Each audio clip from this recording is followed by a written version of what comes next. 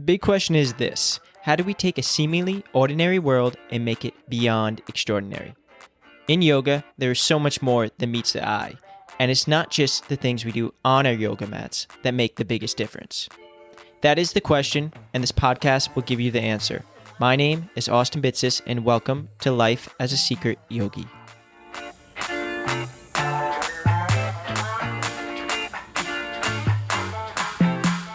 Welcome, everybody. I'm so grateful you joined us today to listen to this amazing episode where I take you inside my journey to finding breath.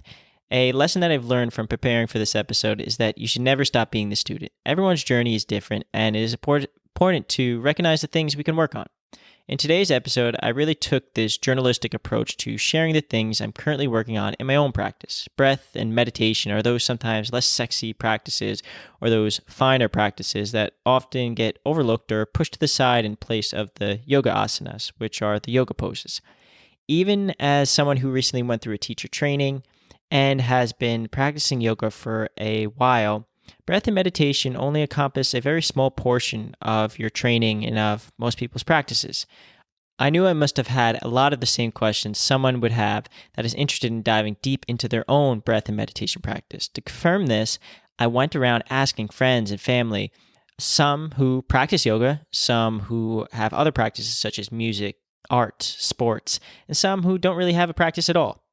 From what I gathered, I was able to sum up the questions for someone beginning their journey into breath work and meditation. Questions such as, what can I expect? What are the best ways to practice? What if I have extremely active mind? And so on.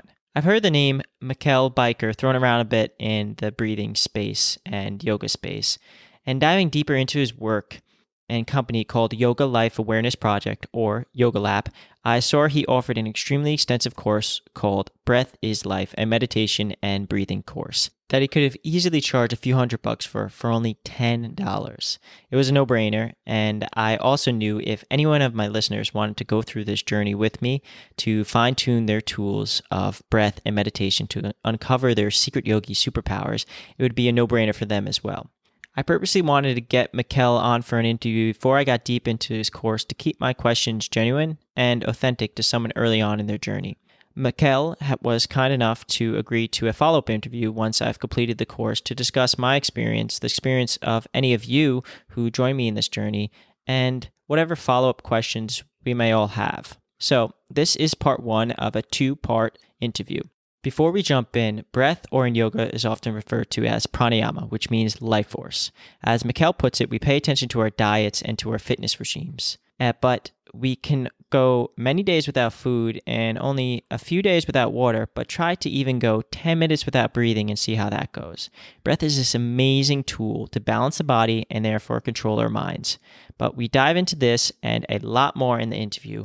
So before we start, it's time for a session that we call I Wish We Were Sponsored By, originally coined by my good friend Tyler Wolf, a ultramarathoner out in San Francisco. So today's episode is brought to you by Vivo Barefoot. As you all know, I'm an absolute diehard fan and think they are doing an amazing job supporting the yoga and movement community by coming out with stylish minimalist shoes.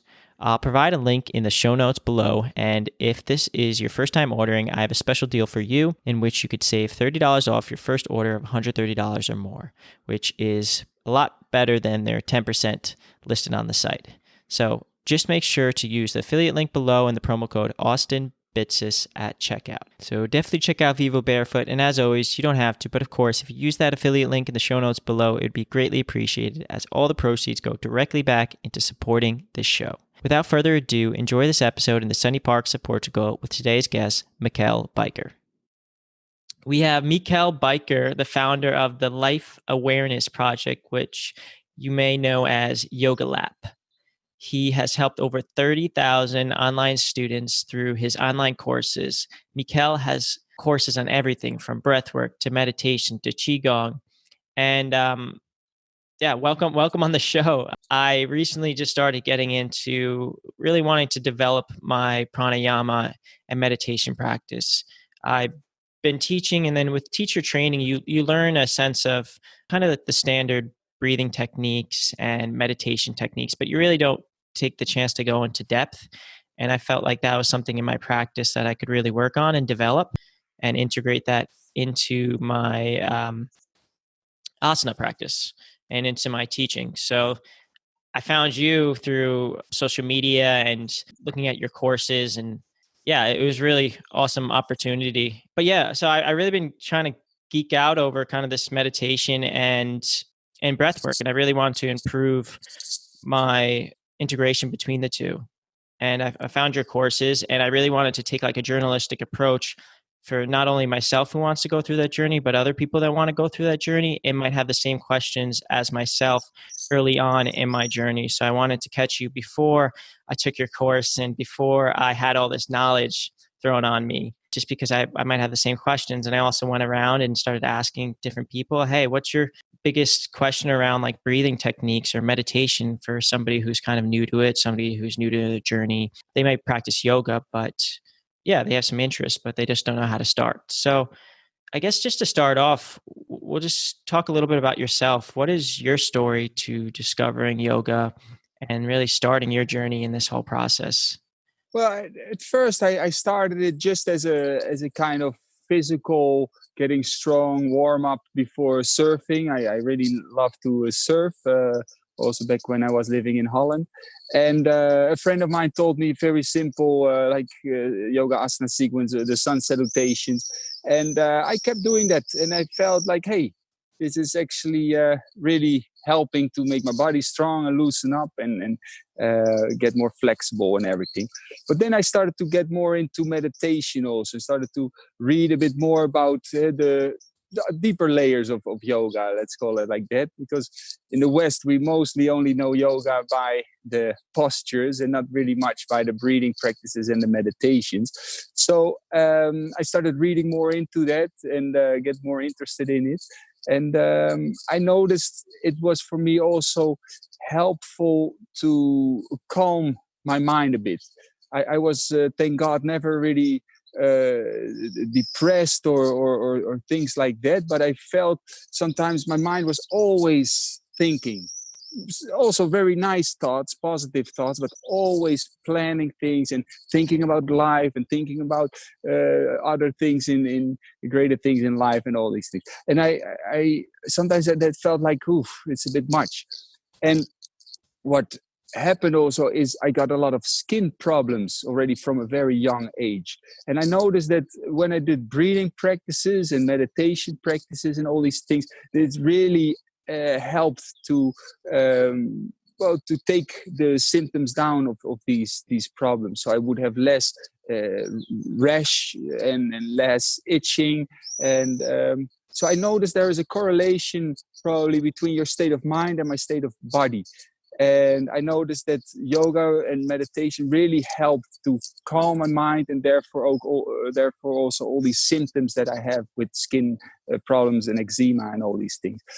And then when I was 18, I had a big car accident. I was traveling in Australia, and I had a serious car accident. And then my right side, my right arm was paralyzed, and I had some broken discs in my spine, and collapsed lung and broken ribs and all these kind of things. And it was quite serious. And for some things, the doctor said, like, well, you have to keep in mind that maybe with some things you won't heal anymore. So keep in mind what you plan to do in the future, that maybe your arm will never be normal again, or maybe your back will never be normal again. And then I thought, like, okay, there's a power of the mind, and thank God I came in connection with these yoga practices more and more, and I started to do. It was like a big push to keep doing it every day, more and more, and I noticed that it really helped to get cured, and I started to do also a lot of qigong, and yeah, thank God, by the power of the mind and these beautiful techniques, I'm healed and cured again. And from there on, yeah, I just found it so beautiful and interesting. I started learning more and traveling much to Asia and in India, and spending time in with teachers and ashrams. And yeah, then I got a push to really learn it in depth and eventually to share that knowledge also with others. Yeah, I think when you go through experience like that and it helps you so deeply, you just want to share that. It just kind of comes naturally as like you kind of find it your purpose to almost have to share that knowledge, like how Exactly. much it helps you. So yeah, that's amazing. And we have similar stories in the sense of like kind of grew up with surfing. I grew up running, and it's just I didn't have a serious injury like you, but I had a lot of little injuries and chronic injuries. My mind's always planning things, and it's still to this day, and that's why I'm focusing and kind of going through this journey of meditation and trying to calm it and just be happy in the present moment. So it's really, Beautiful, yeah, beautiful. beautiful. And then Yoga Lap, what does it really mean to you? Like you started Yoga Lap and the Yoga Awareness Project. Can you tell us more about that? So yeah, as you said yourself also, there is a time when you notice like, hey, these things really have helped me in my life. I feel a lot more balanced and happy and connected with a higher layer of the self and life, and it comes naturally that you want to share that with people, right? You see, especially in our society, so many people that are depressed, burned out, stressed out, not knowing what to do in life, and you think like, hey, but there is a, let's say, a cure for this, right? There is a Mhm. remedy for all these things. So you want to share that knowledge. And then I thought like, well, nowadays with how much you can share on internet and videos, I want to share that knowledge with as many people as possible. And I started off the Life Awareness Project, and started making a lot of videos, and then making courses and also retreats I have here in Portugal, with surfing and yoga and meditation and qigong. And yeah, from there on it slowly started to grow. And the thing why it's now, I think, so successful, because there's a lot of people now starting to do these courses, is I never had in mind that it should be like a business or you should make money of these things. I believe knowledge is to share. So these courses, they're quite long courses. I offer for just $10, and if people can't afford it, they can write me an email, and I can send them a free link. And therefore, to share the knowledge, there is such a richness in being able to share things. It's not just in life to taking, because you can't take anything with you in the afterlife. It's about how much you can give, is how rich you are.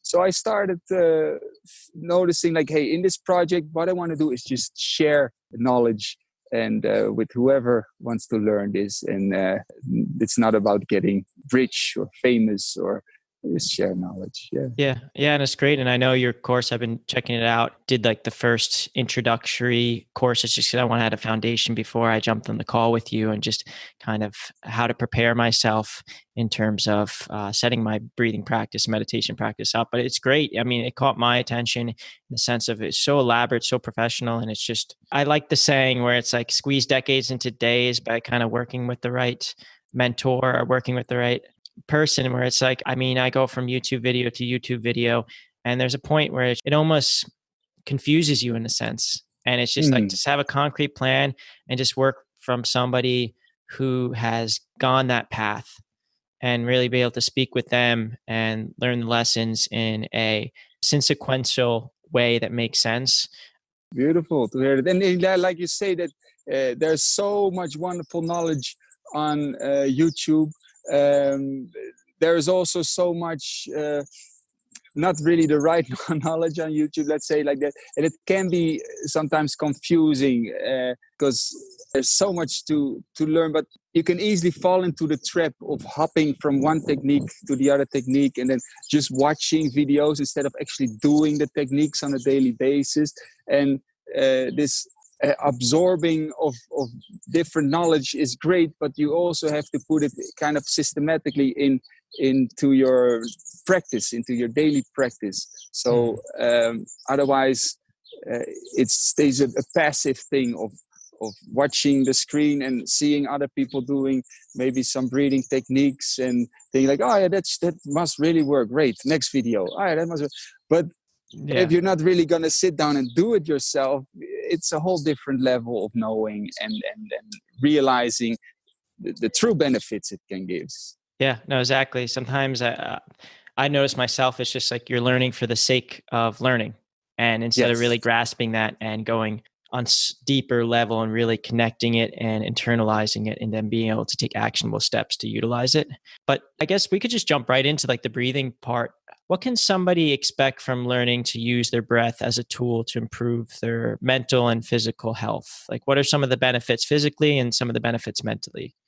The breath is something which is connected with all the other systems in the body, right? Especially also the mind and your state of emotion.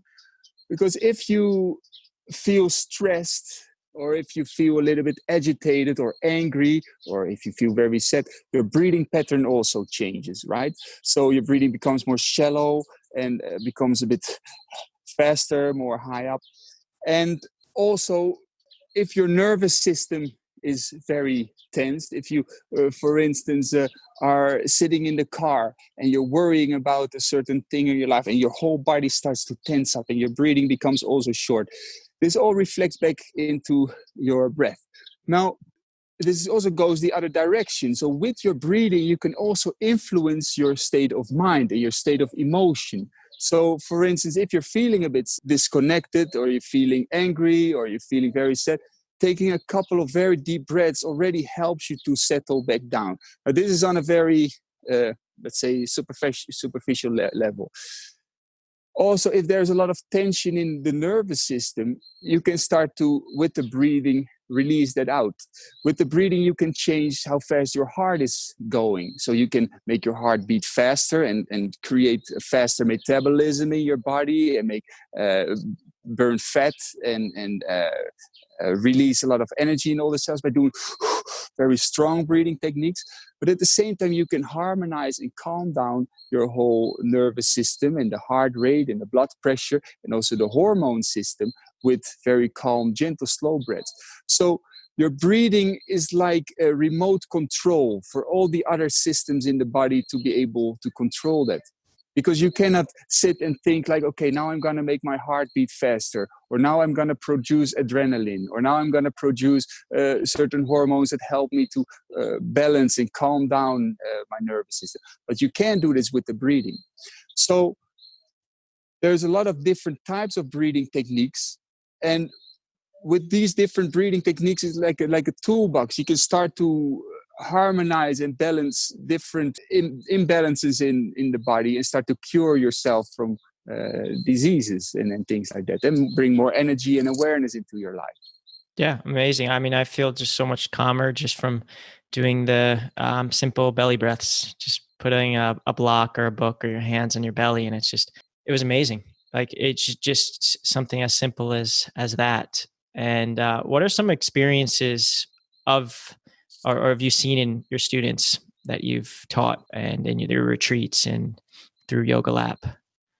Well, first of all, if you're doing a stronger breathing session with people, with breathing, you can release a lot of accumulated tension, stress that people have been accumulating in their whole life, or there's a certain trauma release. Or so if you do a strong breathing technique, some people start to suddenly really laugh out loud, or start to cry and cry and cry, or start to go into a kind of euphoric feeling.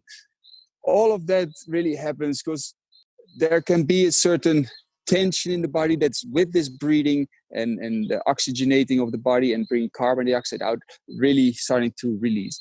Now, this is great to kind of reset your mind, to reset your emotional system, to cleanse that out. But that's just short term. Because what is most importantly is that if you keep doing certain breathing practices like stronger breathing practices, but also really super slow breathing practices, they will help you to get more connected with the present moment, to instead of having a very turbulent mind and emotional system, to balance everything out, to get a more clear connection with your true self, to get a clear connection with the now, with this reality, with God, however one wants to call it. So what happens if you keep doing this for a couple of weeks, you will start to see what is actually really important in my life. Why am I doing the things that I'm doing in my life? Why am I having certain fears? Why having certain anger issues? And you start to also become able to recognize the turbulent emotional system and mind, like in daily life when there's a lot of anger maybe constantly coming up, and that's constantly making you live a restless life. And let's give an example: you are very fastly agitated and can never finish project or things like that. You become able to recognize, there is a bit of an anger inside me. With a couple of calm breaths, okay, I can feel that, and I have the anger, but I don't become the anger or the sadness or the restlessness or the constant feeling of agitation. So that you start to live your life with more clarity, with more focus, and become able to realize what you truly want in life. Yeah. And I noticed that in the beginning, first like 5 or 10 videos, you start off with a lot more physical, deeper practices. And then you mentioned that later on, kind of taking those physical practices and then getting more to the subtle practices and then integrating the meditation. Can you explain that strategy around kind of what you just said, where it's like you start off on a more physical side of breathing and then you take the students through the more gentler meditative and integrating meditation later on instead of earlier on? The key eventually with all these practices is start to become able to realize that at a source level, there is already everything you look for in life. Let's say that in life, we look for happiness. In life, we look for inner peace. We look for a feeling like, okay, I've completed everything. Now I can just relax, just feel that I can become creative or whatever it is. That is all already within. It's already inside. And we have in life, we find different ways of trying to achieve that by doing something externally or buying some things or trying to achieve certain goals in life. Now, the key of all these practices is to get in connection with that source again and realize, you know what, just being alive is already good enough. And living from that inner state of completion and richness, and realizing, you know what, I'm already a child of this universe, God. There is already completeness within. And the thing though is that around that, let's say that source, we've accumulated through our lives so many layers of tension, of trauma, agitation, all these things, that we cannot feel this anymore. So as soon as you say to somebody, okay, now sit down and feel that stillness within, feel that completeness within, which is your true nature, people will only feel like agitation, or I feel like, my back hurts, or I start to think constantly about my mom I haven't called yet for so long, or that person that I borrowed 50 euros but still didn't pay me back, or things like that. So all these layers is something then that we first have to peel off. You follow a bit what I'm saying here?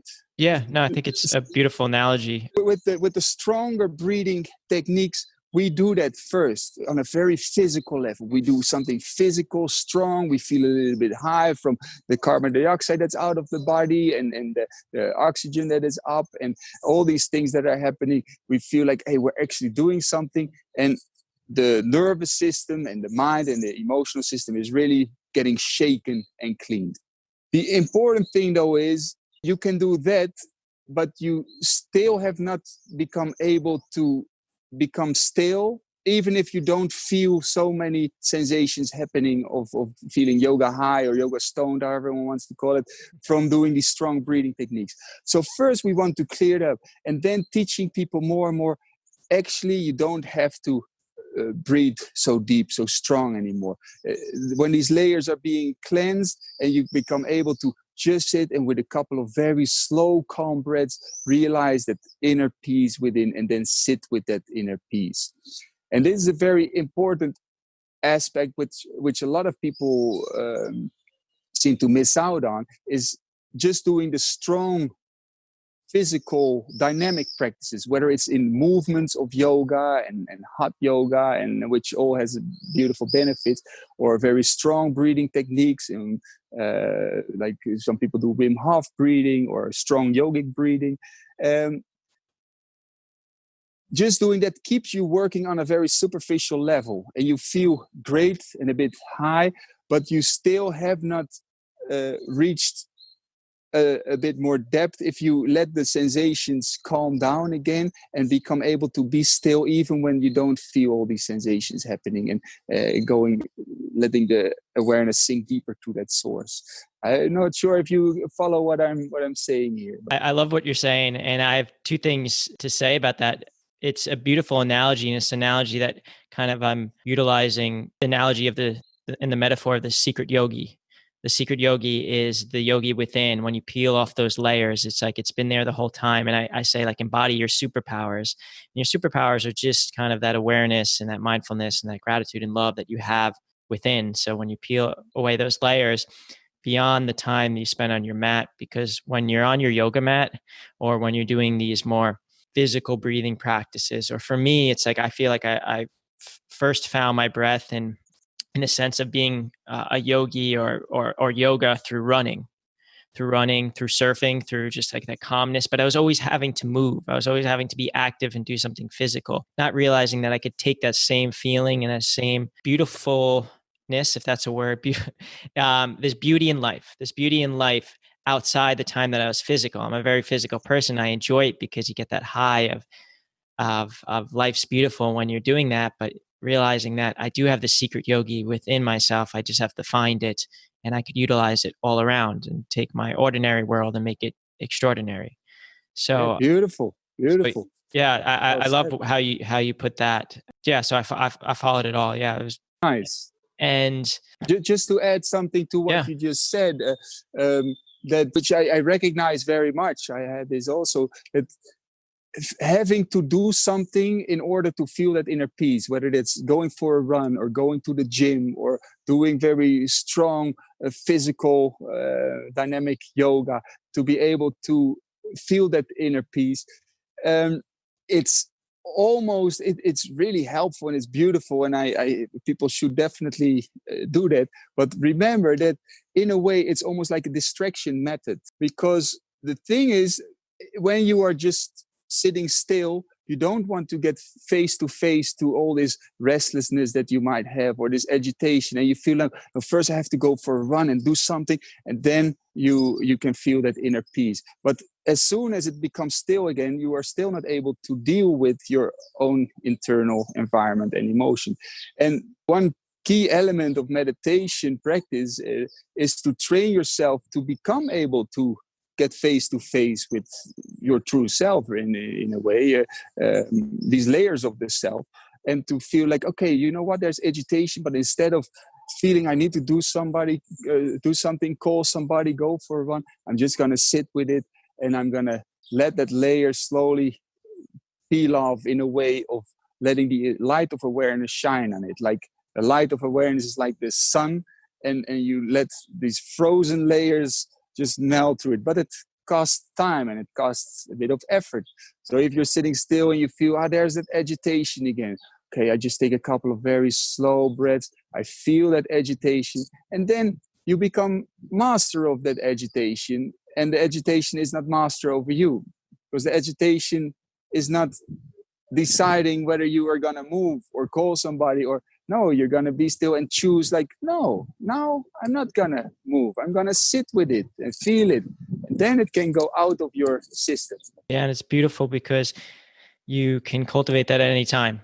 So it's like, definitely, you don't have to do something to be able to cultivate that. Like, you don't have to go for a run to clear your head. You just sit there and just find it within. The next step I would like to do is, I asked a handful of people, some questions, biggest questions they had to breathing and meditation. And then following those questions, I'd like to kind of take somebody through a protocol you might give somebody who is new to, they might practice yoga, but they're new to deep meditation and really focusing on pranayama work and breath work. So some of the questions that came across was, what do we need to know before working on our breathing practice? You have to know a little bit about yourself, your own. Let's start off with the superficial level.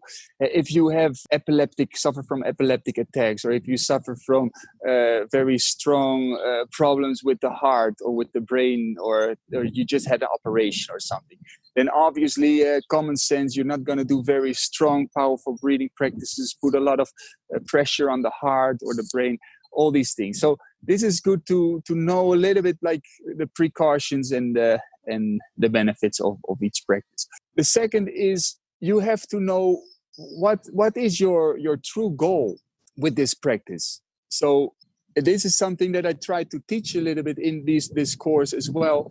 In the end, it's not just about getting physically strong and healthy, because if you're going to do the practices and you're going to sit for meditation for a little bit longer after doing the breathing practice, and you start to feel a little bit like the sensations are gone now, I feel that stillness, which I don't like, that emptiness, which I don't like, so I'm going to get up and do it again.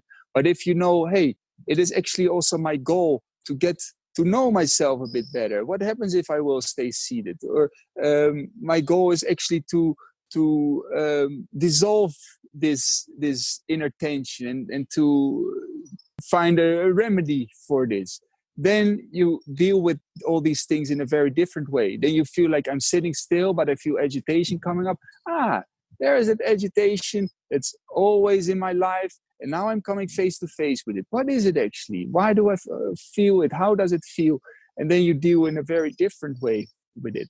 So know your limitations, know your goal, and set for yourself also a determination. Not like, okay, I'm going to do it one time a week. But if your goal is really to find inner peace and inner richness and to become healthy and strong, like brushing your teeth every day, spend a little bit of time on these practices, and then you will achieve your goal. Definitely, consistency is huge into getting any results. So the second question is, and you kind of touched on this in the last question, but what's the best ways to practice our breathing techniques? Is it the same strategy as practicing our meditation? But the breathing techniques, there's so many different breathing techniques. And they all have a kind of different outcome, but in a way they all have the same essence, and that is to connect with that inner source, right? Like I explained before. So with the breathing, it really helps to be able to do something, to actively work with something. That is the breath. And first, you're learning to do strong breathing. And in a session, hopefully you can do some strong breathing, some calm breathing, and then some meditation also. So in meditation, it's about non-doing. It's about, instead of doing, it's about completely letting be. And you're not gonna, with meditation, breathing practice is like a preparation for a state of meditation. So instead of doing something actively and working with the breath, you're gonna just sit and realize that inner stillness, that okayness, and if there is still some agitation, to become able to be face to face with it and not be moved by it, and letting it dissolve through the awareness you shine on it. So in a way, breathing is something active and meditation is something very passive, but they can both complement each other very much. Does it answer the question a bit? Yeah, no, definitely. I haven't really thought of it that way. Now, from what we were talking about before, now thinking about it, it's like some type of physical activity, may be the yoga asanas or going for a run or surfing, kind of at the top level of physical activity, but you're still getting that same result. And then it goes to breathing, which is a little less physical because you're kind of stationary and you're still doing something physical. And then it goes to the non-doing, which is the meditation, which is the final goal. So it's kind of on these three different layers, which is Exactly. kind of clicked for me. And I'm sure people listening, it probably makes more sense now for them.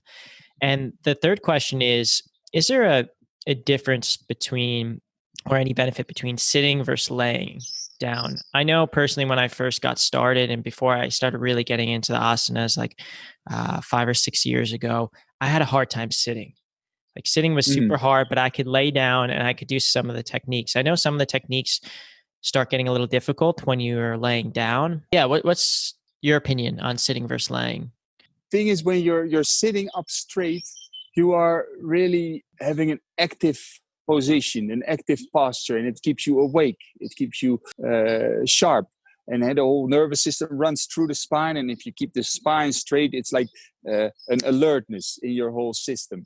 And whereas when you are laying down, it's very easy to doze off. So if you're gonna do breathing sessions, strong breathing sessions, you go into kind of a dream state mode and into a kind of sleeping mode, which in the beginning is perfectly fine. And it's good to deeply relax and to maybe even sleep if your body really needs it and your mind especially needs it. However, if you go further into the practice, you want to stay completely alert to what is happening and not just doze off into a spacing of dream state without being fully alert of what is happening and go into sleep mode. But therefore, sitting is better eventually. But if you find it really difficult to sit, and that's why some of the first videos I'm teaching is laying down. Yeah, just lay down. That's also okay. When I first got started in yoga and I was to do Shavasana, I took it as an opportunity, as almost like a visualization, where it's like I'm visualizing the future. And it's kind of the reverse, where no one really told me it's just non doing. It's just laying there. It's corpse pose. It's just being. And for the longest time, I would just visualize like my goals of what I wanted to accomplish maybe that week or 10 years from now. And it was just, I would take it as this opportunity, but in reality, it's just not doing. And I found now when I sit up, yeah, it's more an active pose, and I don't get into this like dream state where it's just easier for me just to like breathe and just kind of be. So that's kind of my take on it. But for sure, like you say, it's corpse pose is becoming able to completely with full awareness observe a body of doing nothing, and becoming able to really do nothing is for a lot of people, especially in the beginning, really difficult because they want to scratch their nose and my back is not really laying good, or they're starting to dream off. But being able to just feel like, I'm laying down, but I feel the urge to move. How does that feel? An urge to move. There is some life happening in me. Or I feel my fingers. I feel the pulsation of my heart. You feel life in this body happening in this corpse pose, and that complete undoing but staying present is a great skill to have, that especially in our society where everything is always about getting somewhere, going somewhere, doing something. It's very hard to do, but it's a great skill to have. yeah, exactly. And that actually kind of led into another question where it's for people with particularly active minds, like you said yourself when you first got started, myself, I'm still dealing with it. And I know a lot of other people living in the city, especially with work and everything going on in the news. It's a lot of people have active minds. And what are some kind of protocols you give for somebody with a particularly active mind that has a real hard trouble getting into meditation and breath work and just says, meditation is not for me? Those are the people that usually need it the most. It's like the saying where it's like, if you don't have time to do 30 minutes of meditation a day, you need 3 hours a day. Well said. Yeah. Well, the nice thing is with those breathing techniques that it's for people very easy to do something, to still be active, especially with the stronger breathing techniques, to still be, I'm doing something, and then to feel like, I feel all these things happening. And then after doing that for about 5 minutes, to get a taste of how it feels if you feel, I don't have to do something, but I feel complete inner peace, right? So start off with doing those things that you feel like, hey, I'm enjoying it and I feel it's good for me. And then slowly people will start to realize like, hey, these moments of feeling that's inner stillness are maybe becoming longer, or maybe I can start to lengthen these times with doing not just a strong breathing practice, but after a strong breathing practice, also super slow breathing practice, and maybe even sit for a little bit longer after, so that they start to stretch out the time of inner stillness and becoming able to sit for a little bit longer period of time. Of course, the hard way, and this is, I think, also a very good way to take every day, start off with just 5 minutes for a week, or 10 minutes, and just sit and take a couple of calm breaths first, and just observe, like, there's a lot of restlessness. I want to jump up. I want to go to the kitchen and go to the fridge and eat something, or just sit with it and get to know yourself. Like, there's so much. It's a form of different energies also, these neural connections in the brain which are firing together, and in the heart. Like, there's so much tension, so much restlessness. I sit with it. And you start to tame like a wild animal. Every day for just 10 minutes, you say, like, no, calm, stay. And then like that, you're taming that wild animal until you become master of this animal, instead of that animal constantly pulling you around. Like, I want to go there, I want to eat this, I want to do that, and feel like, hey, give me a break. So that's also a way of doing it. But both is good, as long as you do something with determination and consistency. Yeah, definitely consistency and determination. And then, like we said, with the three layers, it's like maybe even the small wins where it's, you might agree or disagree, but it's like, if you're not exercising, maybe that's like your first step. And then it's like, okay, do the breathing Definitely. techniques. And then maybe meditation. Maybe meditation is not something that you jump right into if you're not already getting the small wins, where it's going for a walk outside in the park and just getting some fresh air, and then sitting down on the bench and breathing. And then finally it's like, oh, you know what, I feel ready, like, and the meditation just kind of Nice. Yeah. becomes easier. So Absolutely. And maybe as you learned also in the yoga, the technique, there is the 7 stages towards reaching a state of true meditation, inner peace, oneness with the universe, with God, with life, however one wants to call this, a state of samadhi. So these 7 stages, they start off first, you have to live a bit pure. You should not be stealing or cheating or lying, because if you sit down and you're going to be thinking about, I've been stealing, or I've been hurting that child, or if whatever bad thing you've been doing, you accumulate it in your mind, so you will feel. Then living also in a healthy way, and living in a pure, true way. And then the other stage is to do some asanas, to do some movement, some exercise, to open up the energy system, to get yourself strong and healthy. And then the next step is the breathing practices. And then the next step is the concentration practices of, for instance, concentrating your awareness to one point of how the breath flows in or out, or a mantra or something. And then a state of meditation, and then a state of oneness. So there is, in this yoga practice, kind of 7 stages towards becoming able to sit in pure, deep meditation. But in the West, we are so focused with the body and healthy and strong that we only focus on one aspect of it, and that's the asana practice, the posture practice. And we miss out on the other layers also. yeah, that's so well put. I remember learning that in my teacher training, but just how you put that into those 7 layers and the analogies to the present day, like present day analogy, where somebody could really grasp what those layers are to achieve. And then also it's like the physical practice of the asana is what kind of grabbed me. And that was like the hook that grabbed me. And it's like, I started feeling good physically. Then I started feeling good. Oh, wow. My mind's clear. My body feels better, and it's lasting for days and days. And then that's when I was just like, and it happened with a lot of people that I've been, awesome people that I've been speaking with on this show. It's like they were hooked in by the asana. They were hooked in by doing the handstands and doing the arm balances and doing the physical practice. And they realized, in order to do that, I had to calm my mind. And then when I calm my mind, it lasted from in between sessions. And then before they know it, it's like, I want to learn more. And it kind of led them down that journey of like, we're talking about like the 3 pillars, where it's like physical, the breathing, and meditation. So I like how you mentioned those 7. And if you had to teach just a few techniques to listeners that would make the biggest difference, what would they be? And can you just like give a brief summary I know in your course, you started off with yogic breathing, which I found very relaxing, very simple. Can you explain that technique and any other techniques? So yogic breathing technique is a way of really using the full lung capacity and really using all the breathing muscles like the diaphragm which contracts on the breath in and sucking the air in and then breathing out.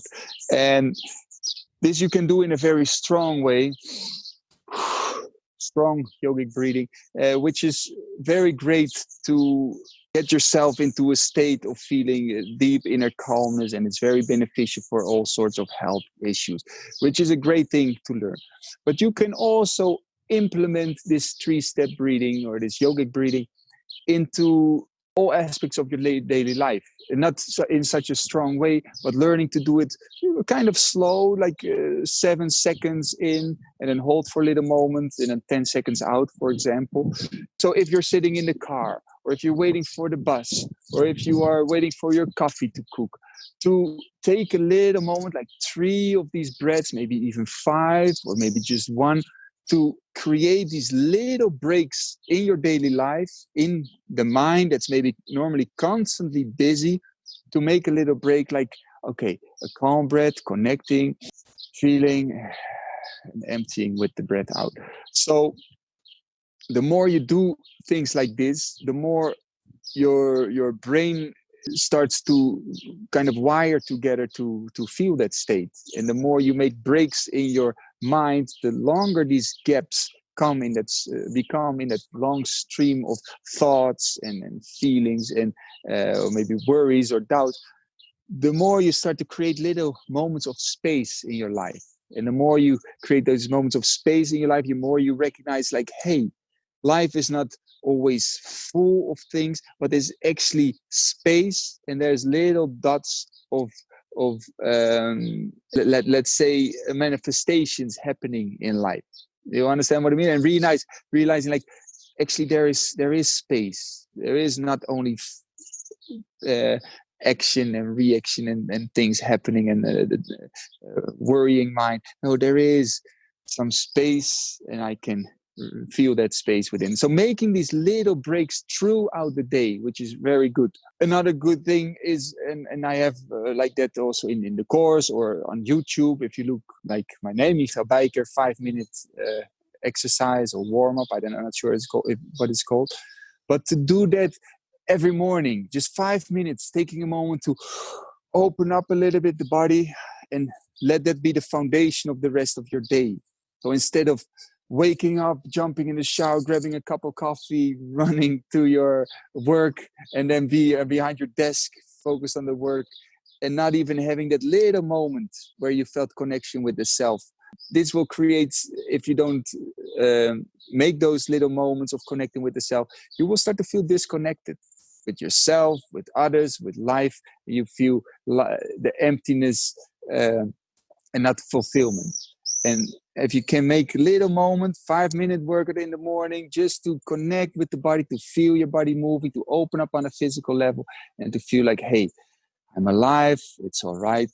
And from that state of being, I continue into the rest of my life. So these are 2 techniques which I would really recommend to do.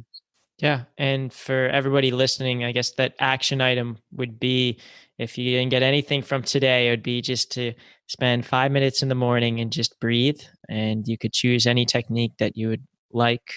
I mean, would you recommend something more of like you said, something simple like yogic breathing, but maybe something Yogic breathing, energetic? for sure. Or in one course, I have what's called strong spinal breathing, where you move really with the spine and open up. Or one thing I learned from a great teacher, Shit Shakti Prakriya, is you breathe like this, and all of these things are in the course, and some of these things I also have on YouTube. This will really help to start to stimulate the blood flow, open up the breathing system, and awaken a bit the energy system, and calm and clear the mind. So it's just 5 minutes of doing that, and maybe take also a couple of minutes to sit and to feel, to connect with the moment yourself, to be like, okay, that's my foundation. From that foundation, I'm gonna carry on into the rest of my day. Otherwise, if people don't take a little moment in the morning, they lose more and more their foundation until they become all wobbly and eventually they crash. If you know, it is a bit vaguely described, but you have to get connected with your true self. Otherwise, you will lose yourself in all the things and the goals and the doubts and the worries that you have in life, and you won't even know who you are. That's awesome. And for everybody listening, I think you were talking about what you take everyone through early on in your course. It's called like conscious energy awakening breath. Mm-hmm. Mm-hmm. So for everyone listening, that's what you're talking about for like the energy where you're breathing in and it's more like Yeah. an active breath. And it felt great. Like, it really kind of boosts your energy, where the yogic breathing just really helps center yourself and calm down. And I could keep asking you questions all day, but I want to be conscious of time. I mean, I'd love to have you back on for a short interview after my experience, after completing the course, and kind of just Beautiful. saying, like, I've already had some experiences where it's just, I have some questions. And also, I have some questions regarding other things, such as like techniques to teach our children. I know you have a young kid I saw on Instagram. So it's like a Two, beautiful, yeah. two beautiful Yeah. children. And I have many nieces and nephews, and I really try to incorporate those things in. So maybe that's something we could talk about too, is now once we kind of master it in ourselves and go through this journey, it's like, how can we spread that message to the people that we love around us? And especially starting them Beautiful. on a young age, because it's super important, where it's if they could grasp it at that age, they could take it on through their whole life. Yeah, everyone could find more about you on social media, your Instagram, Michaël Bijker. You have a YouTube channel, the Yoga Lab website, where you have all your courses. And you were kind enough to put your courses for a really reasonable price, like you were mentioning before, where for the immense value that you have and the professionalism that you have in your courses, just from looking at them and taking them myself now in the beginnings. Yeah, it's awesome. So thank you so much. Yeah, wonderful. Oh, great. Yeah. Yeah, it would be great if all of you listeners could take a little bit of time every day, invest a bit of time into really realizing not just a really healthy, strong state of mind, state of body, state of being, but also recognizing that, hey, there's a deeper layer within. There's a deeper layer in life which I can connect with, and which I can flow and create a beautiful life for myself and others. So yeah, great that you want to do this. Yeah, Michaël, I really appreciate your time and doing this. Thanks very much for your time also, and nice that you're doing these things and sharing this knowledge. I'll talk to you soon. Peace. Thank you all so much for being here. I am truly grateful for your time, and all of you have taken part in the Secret Yogi Society to make life beautiful through bringing together a community of like-minded individuals to go about life's journey together. I appreciate you all that have left a rating and review in whichever platform you're listening to this episode right now. So if you haven't left a rating or review thus far, if you could please do so. Your reviews help push this show further and in turn directly support all those who have joined the Secret Yogi Society. For more information on the Secret Yogi Society, check out our hub, which is www.secretyogisociety.com. From there, you can find all the links to our Facebook group, where we are constantly supporting each other as a community and discussing the latest episodes, our Instagram, where we have short, thoughtful quotes and reflections from recent guests, and finally, our newsletter, which is a list of upcoming events, free live yoga classes, and meditations, and a lot more. So all this will be in the show notes below, and have an amazing day. Namaste.